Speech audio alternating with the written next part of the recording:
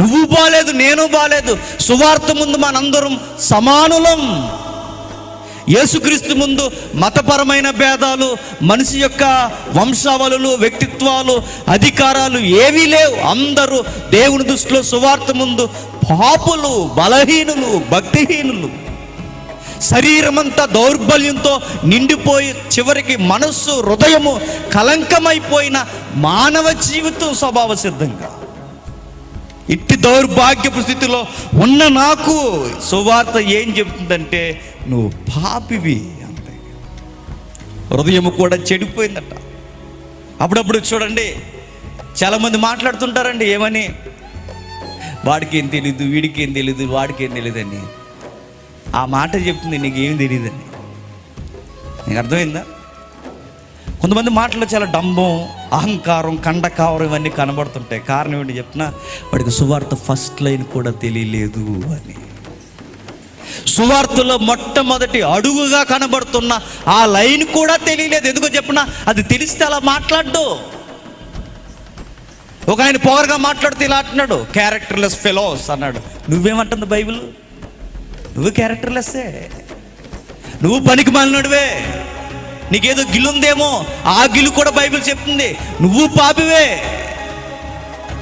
ఎవడు అతిశయించడానికి ఏమీ లేదట, ఎవడు గొప్పలు చెప్పుకోవడానికి ఏమీ లేదట. నా కన్నులు బాగున్నాయి, నా నోరు బాగుంది, నా పాదాలు బాగున్నాయని చెప్పుకోవడానికి ఏమీ లేదట. బైబిల్ అంటుంది, సువార్త ఎరిగిన ఎవరైనా గుర్తుపెట్టుకోండి, మనమందరం దేవుని ముంగిట ఎందుకు పనికిరాని వారు, పనికి మాలినోళ్ళు. 10వ వచనంలో ఒక మాట ఉందో చూడండి, శత్రువులు అంతే. ఇంత లిస్ట్ చెప్పిన తర్వాత ఏంటట, శత్రువులమై ఉండగా. పచ్చి నిజమేంటో చెప్పనా, యువర్ ఎనిమీ టు గాడ్. దేవునికి శత్రువులు. మీరు అనుకోవచ్చు, మేము పుట్టుకతో క్రైస్తవులమని. బైబిల్ అంది ఏమని, నువ్వు శత్రువు. మేము ఎన్నో సంవత్సరాల క్రితం నుంచి యేసుక్రీస్తు మేము ఎరిగితిమి అంటే బైబిల్ అందే నువ్వు ఎనిమివి దేవునికి. భయపడిపోయి గుండె పిండేసే మాట్లాడి చెప్పిన దేవునికి శత్రువులు మాట. మరి ఏదేమతో మనం బతికేస్తున్నామో నాకు తెలియదు, కానీ సువార్త మనకు చెబుతున్న మాట ఏంటంటే, మీరు శత్రువులు, శత్రువులు దేవునికి. ఎందుకు నేను శత్రువునయ్యాను దేవుడికి? దేవుడు పరిశుద్ధుడు, నేను పాపాత్ముడు. దేవుడు నీతిమంతుడు, నేను అనీతిమంతుడిని. ఆయన గుణగణాలు కలిగిన వాడు, ఆయన క్యారెక్టర్స్ కలిగిన వాడు, నేను క్యారెక్టర్కి క్వైట్ ఆపోజిట్గా జీవిస్తున్నవాడిని. నా విధి విధానాలు దేవునికి నచ్చవు. నేను దేవుని పరిశుద్ధతకు నేను ఎందుకు పనిచేస్తానంటే, ఆయనకి శత్రువుగా తప్పక దేనికి పనికిరా. బైబిల్ ఓపెన్గా మాట్లాడుతున్న మాట 9వ వచనంలో అంటుంది. అదే 9వ వచనంలో, ఆయన ఉగ్రతకు పనికొస్తామట. మనం దేనికి పని చేస్తామట? ఆయన ఉగ్రతకు పని చేస్తామట. మీరు అనుకోవచ్చు, ఆయన ఉగ్రతకు నేను పని చేయడం ఏంటి? నేనైతే అనుకుంటా, నేను ఆయన పరిచర్య చేస్తున్నాను కదా అని. బైబిల్ అంటుంది, నువ్వు రక్షణకి ముందు, బాప్తిజానికి ముందు, యేసుక్రీస్తు దగ్గరకు రాక మునుపు నువ్వు దేనికి పని చేస్తావంటే, దేవుని ముందు చెప్పు, ఆయన ఉగ్రతకు పనిచేస్తావట. యేసుక్రీస్తుని బాగుగా ఎరగనంత కాలము, సువార్త లోతు తెలియనంత కాలం, ఒకవేళ యేసుక్రీస్తు తెలుసని నువ్వు ఆ భావజాలం లోతులకి వెళ్ళనంత కాలం నువ్వు దేనికి పనిచేస్తావంటే, శత్రుత్వానికి పనిచేస్తావు, ఉగ్రతకు పనిచేస్తావట. ఉగ్రత అంటే దేవునికి నాకు గొడవ అంటే అంటున్నాడు ఆయన, గొడవే నీకు నాకు.